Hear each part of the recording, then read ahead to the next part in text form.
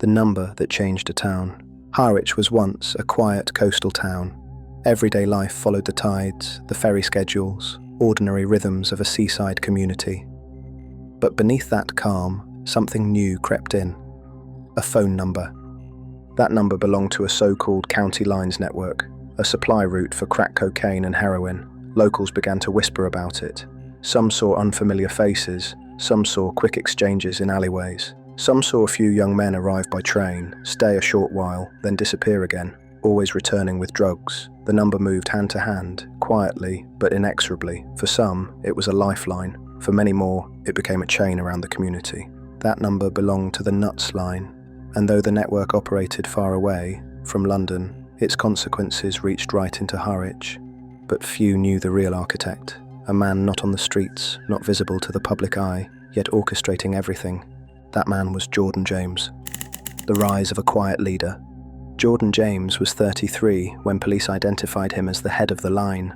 Already serving a prison sentence for unrelated matters when the major crackdown happened, he nonetheless remained in control. From inside prison walls, he directed the flow of drugs, managed logistics, and kept the deal line going. In the hierarchy beneath him stood his right-hand man, Dever Young, 31, the person trusted to manage the line on the ground, to make key decisions, and to reap much of the financial gain.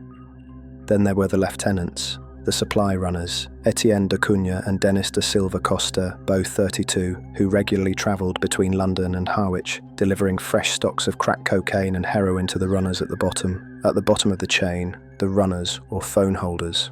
Young or vulnerable men entrusted to receive orders, transport drugs, collect money, and carry out street-level distribution. Among them were Alfie Sanchez, 21, identified when officers in Harwich carried out a stop and search in May 2023 and discovered a drug-line phone, a knife and cannabis, and Jason Anderson, 50, already arrested twice, in May and June 2023, found with drug wraps and line phones, and in one instance carrying a knife. Thus the structure, at the top, the mastermind, beneath him, the managers and lieutenants, and at street level, the runners who delivered the drugs and bore most of the risk. Harwich under pressure. As the Nuts line grew bolder and more confident, Harwich began to show signs of strain. Local shops and ordinary streets started to feel different. Late at night, unfamiliar faces appeared. Some homes, occupied by vulnerable residents, became cuckooed, taken over by dealers using those addresses to stash drugs, store phones, and run operations. The number changed hands repeatedly. New mobile phones, often burner phones, replaced old ones as investigators closed in. The drugs supplied, mainly crack cocaine and heroin, were unpredictable, cheap, and devastating. Meanwhile, intimidation became common. Knives, threats, and eventually firearms registered the gang's growing desperation. Violence, once a rare thing in the town, started to rise. Locals whispered about debt bondage, about people owing more than they could repay, addicts trapped in cycles, trafficked young people, and households taken over. Over time, the town's social fabric began to fray, but though the damage was visible, the source remained hidden until police began connecting the dots. The investigation begins.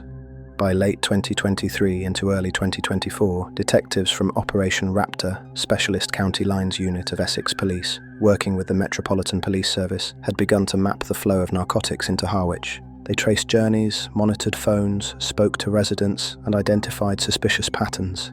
The same people travelling between Croydon and Harwich, the same addresses repeatedly visited, the same mobile phone numbers cropping up across multiple arrests. They built a detailed network map from top to bottom. 6 suspects emerged as the core of a well-organised, high-harm drug line. At the top, Jordan James. Below him, Dever Young, Etienne de Cunha, Dennis da Silva Costa. And at street level, Alfie Sanchez and Jason Anderson. Evidence suggested this was no ad hoc gang.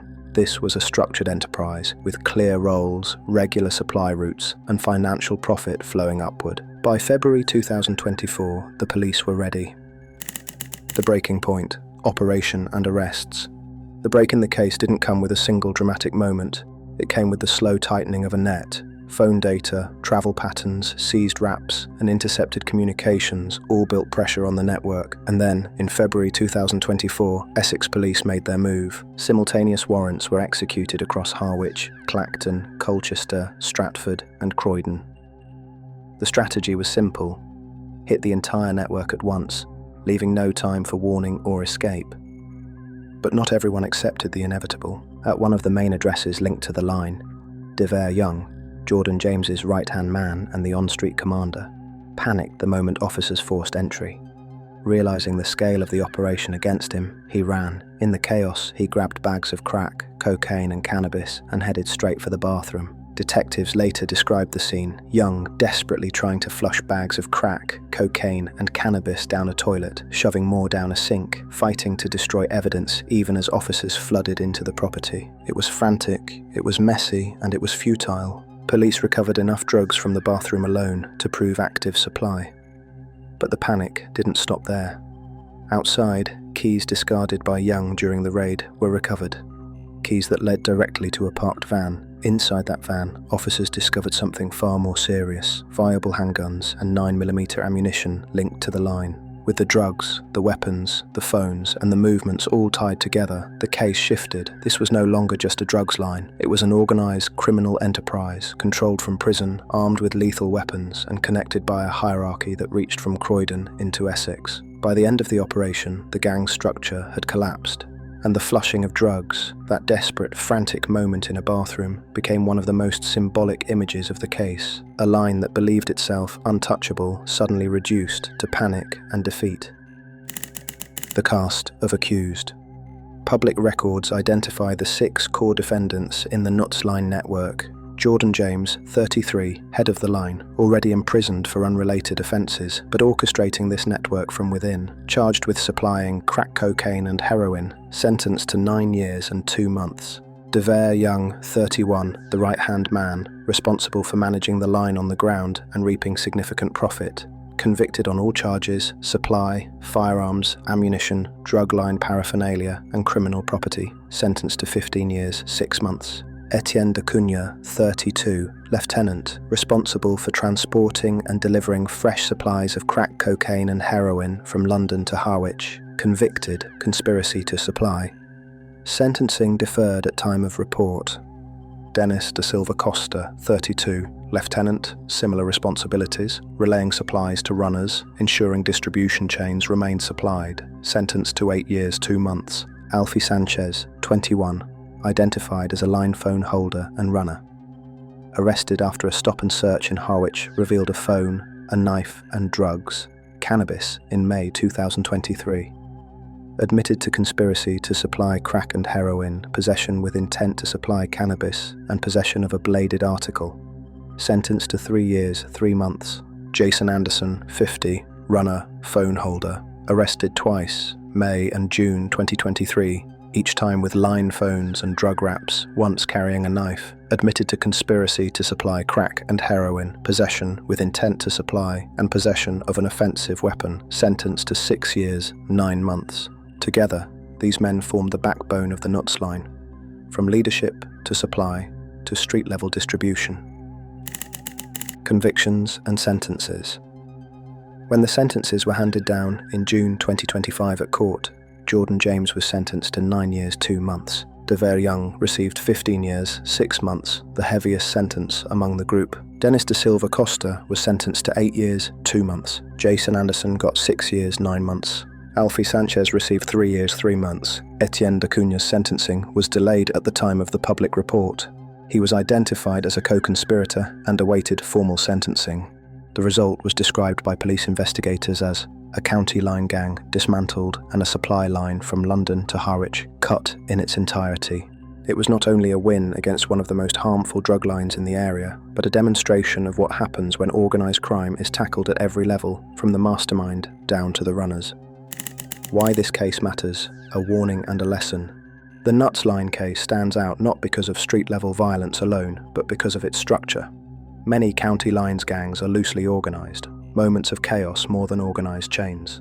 But this case was tightly run, a network with hierarchy, discipline, and business acumen. It showed how a leader, even behind bars, can direct a high-risk drugs enterprise using phones, trusted lieutenants, and a clear supply chain. It proved that county lines is often not just about opportunistic street dealers, but about organized, remunerative operations that exploit vulnerable towns, vulnerable people, and vulnerable communities. The sentencing of the accused, especially the long term for Young and James, delivered a message. Distance, prisons, or naive underlings no longer guarantee safety for those who run these lines.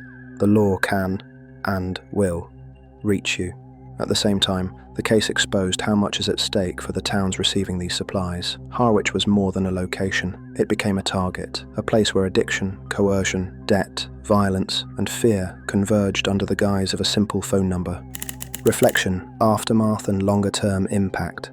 For the people of Harwich, cutting off the nuts line was more than removing drugs from the streets. It was removing a dangerous flow of exploitation, vulnerability, fear, and violence. With the core gang members jailed, the supply chain that connected London to the coast has been severed, at least for now. For law enforcement, this case is a model.